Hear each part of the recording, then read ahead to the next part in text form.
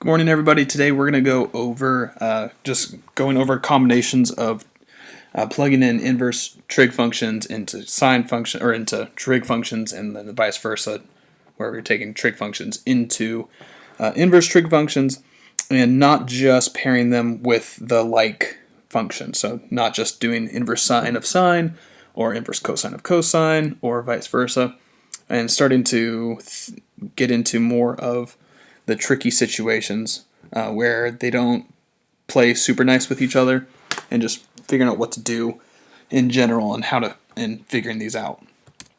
But to start, remember if you're taking inverse sine of sine and x is within this range, then it's just getting rid of itself. So sine of inverse sine is equal to x.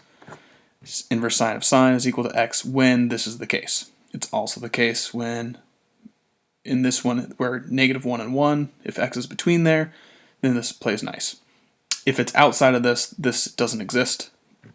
But over here, it still exists, it's just not x. Same deal with the other two. But if we start looking at examples that are outside of -pi/2 to pi/2 for sine, there's some things you have to think about. So for starters, this does not equal 5 pi/4.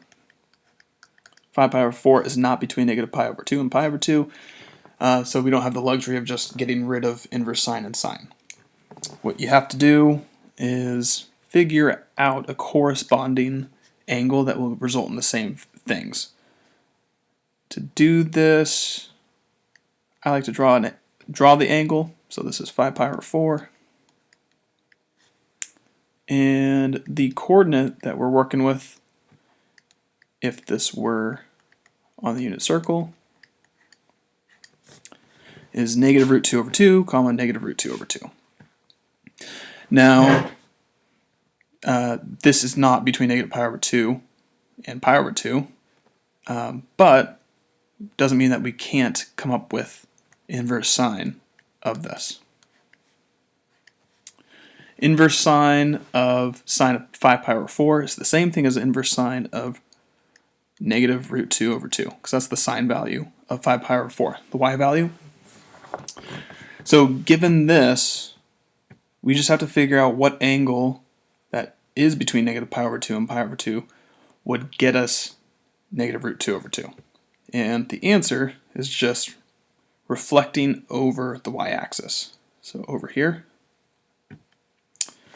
And the reference angles are going to match. So this reference angle, both are pi/4. This one happens to be -pi/4 if we're not talking reference angles. So inverse sine of -√2/2 is -pi/4.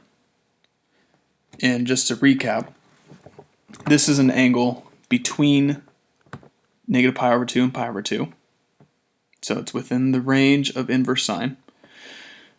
And this would give us the same, sine of this is the same thing as sine of this. So you kind of just have to piece it together, but this is our correct answer. And if you check on your calculator, just type inverse sine of 5 pi/4, it should give you an answer that's about this, which is about -3/4. So it should be about -0.75. If it's not, then you can go back and check. But -pi/4 should be your answer here. So that's what you do if they match up. You just have to figure out where they would be. But what if they don't? So it gets a little trickier.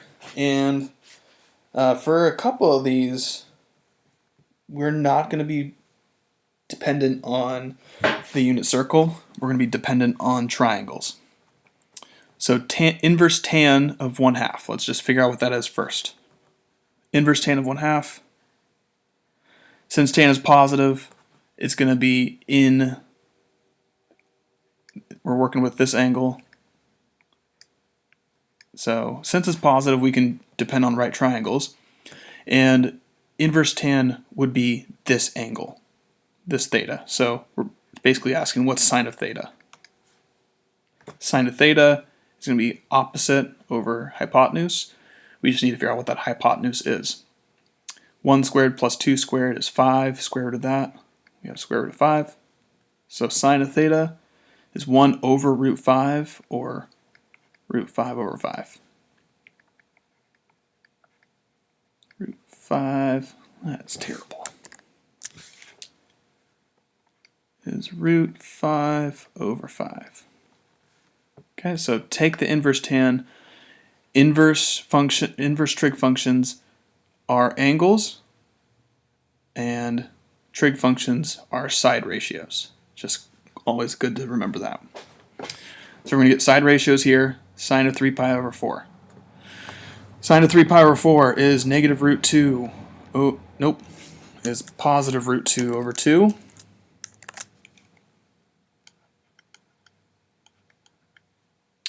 Inverse cosine of root 2 over 2.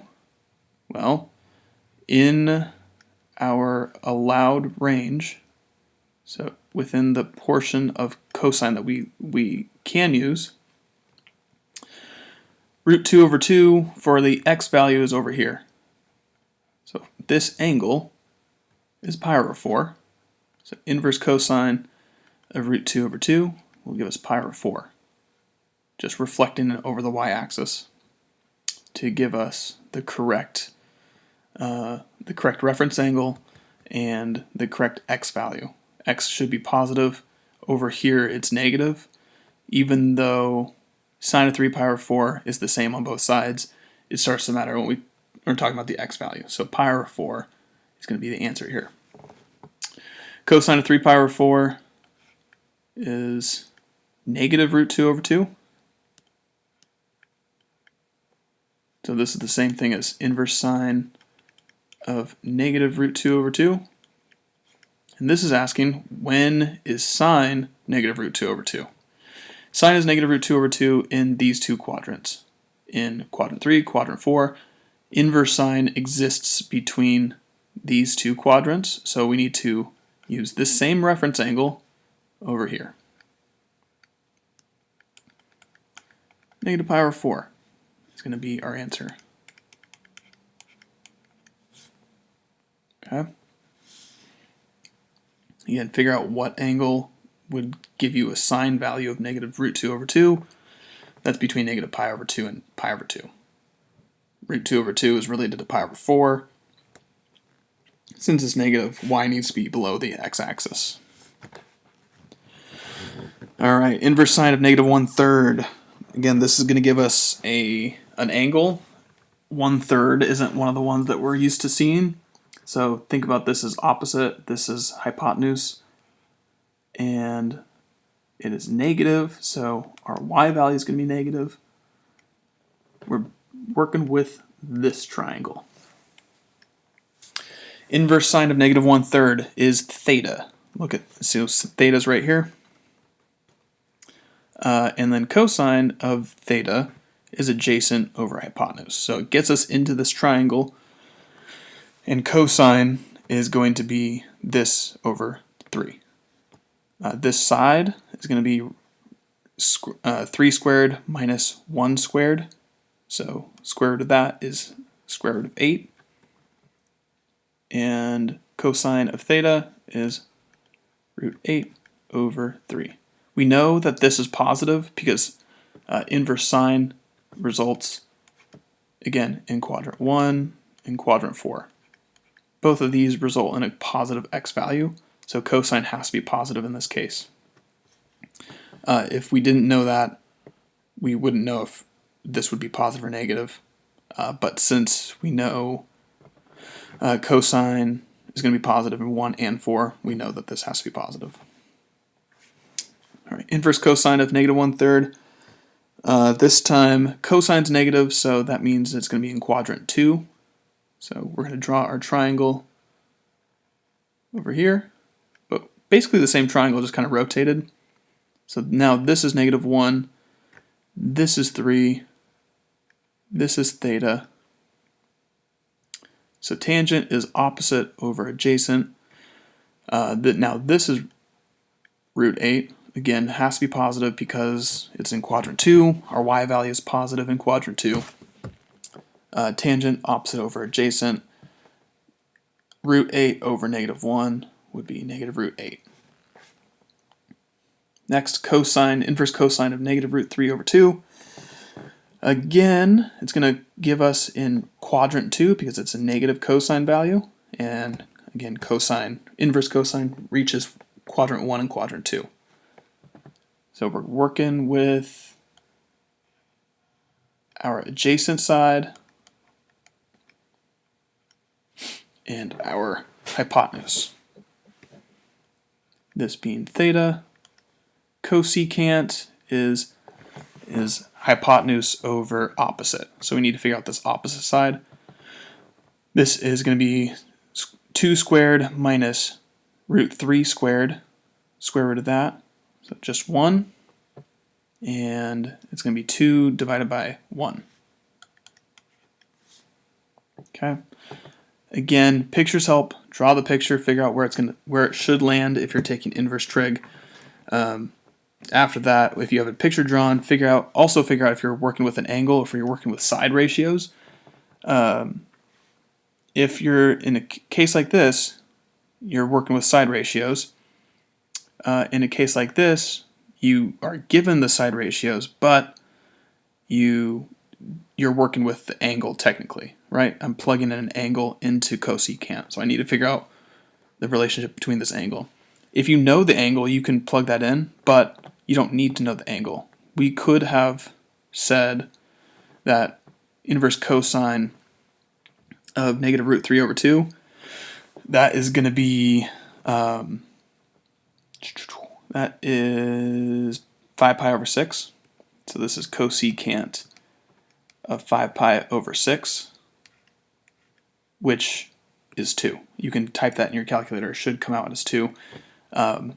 But if you don't want to have to deal with memorizing or having to remember, do I know this one or do I not? Should I know this one or should I not? You can always go to triangles and use those. But this is one that should be familiar with, at least, kind of. Just a little trickier because it's cosecant. But that's it for today. It should be... Most of these, again, look at pictures if you're stuck. Go to draw a picture, figure out what you're working with, use your pictures. Trig, I am a huge fan of drawing it out and seeing what you're working with. But again, stop by for office hours if you have any questions. I'm happy to answer them. It's starting to get real, though. I know this is a tricky section, so don't be afraid to ask questions. I'm here to help.